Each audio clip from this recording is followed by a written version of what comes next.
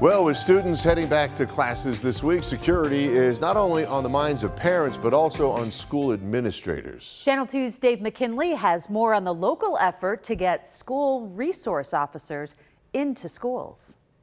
One is a retired environmental conservation officer. The other two, retired state troopers. And come the start of the school year, instead of just collecting the pensions they've earned, each of them will be school resource officers in the Iroquois Central School District. And I also live in the community, so to be part of this community and help keep our community and the school safe, I wanted to be part of that.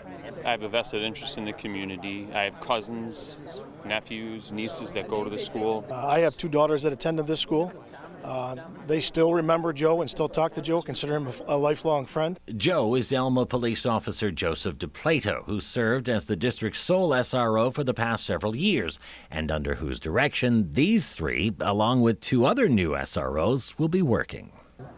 What is primarily, as you see it, the role of the SRO? Is it policing the school? Is it keeping the students safe, or is it primarily something else? I'm going to say our number one thing is keeping the students and faculty safe. Okay, we're kind of the first line of defense. Both in terms of fighting off an intruder, but also by drawing on their experience to prevent intrusions from taking place, sometimes in the simplest of ways. Most schools are built for egresses to get, students out of. It's very difficult to secure these buildings with people propping doors open, things like that.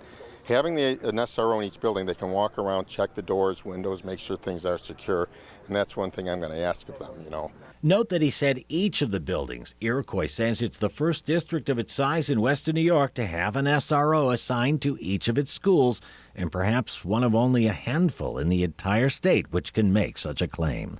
The Buffalo Public Schools are also planning for a host of security improvements, many of them born of the violent incident last February at McKinley High School that left a student with severe injuries after being stabbed, a security guard with a gunshot wound, and another student grazed by a bullet. These include the creation of an entirely new Department of School Safety and the hiring of a chief of that department, and something else that's been suggested several times in the past. So we have ordered metal detectors. They will not be there for the start of school. Neither will the new Department of School Safety. But what they can expect is that there will be security checks at all of our high schools for all of our children, and it's to make sure that they are all safe. Our children want to be safe, and our parents want their children to be safe. And so that's where, we're in different times. Safety measures cost money. Congresswoman Claudia Tenney, who if reelected will begin representing parts of western New York in January, says many school safety measures had been funded by the Stop School Violence Act, but that was in 2018.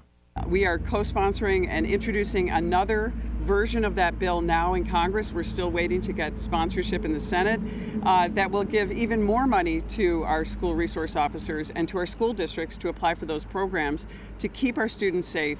Dave McKinley, Channel 2 News.